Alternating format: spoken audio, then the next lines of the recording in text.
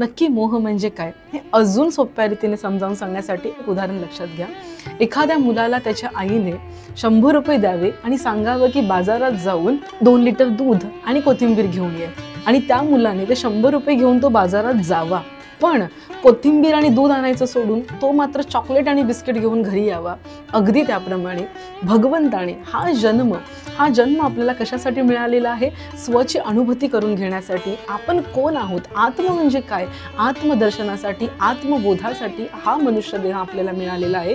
पण आपण मात्र ते करायचं सोडून शिक्षण, लग्न, मुलं बाळ, सुना, नातवंड याच्यामध्ये गुंतून जातो। तुम्ही म्हणाल की मग ह्या सगळ्या गोष्टी करायच्या नाहीत का? करायच्यात ना। लग्न करायचं, मुलं बाळही असावीत, संसारही सुंदर असावा। कारण स्वामी स्वरूपानंदांना असेल किंवा तुकाराम महाराजांना असेल किंवा ज्ञानेश्वर माऊलींना असेल, कुठल्याही संताला तोच साधक प्रिय आहे जो साधक या संसाराच्या जोडीने स्वतःचा परमार्थ साधत असतो।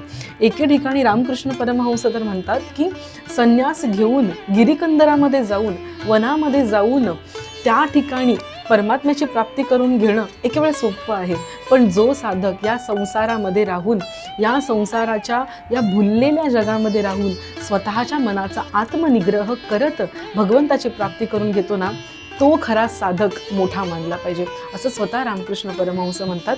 मग चुकतं कुठे?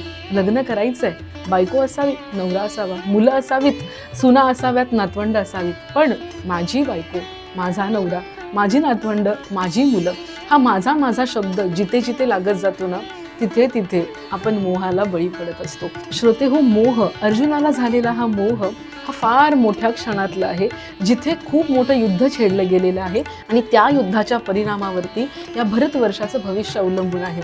पण आपल्याला रोजच्या आयुष्यामध्ये अशा पद्धतीने अनेको मोह पडतात किंवा अशा पद्धतीने आपण मोहाने ग्रासित होत असतो की ज्याच्या परिणामामुळे आपलं आयुष्य बऱ्यापैकी इफेक्ट होणार असतं, आपल्या आयुष्यामध्ये बऱ्यापैकी फरक पडणार असतो।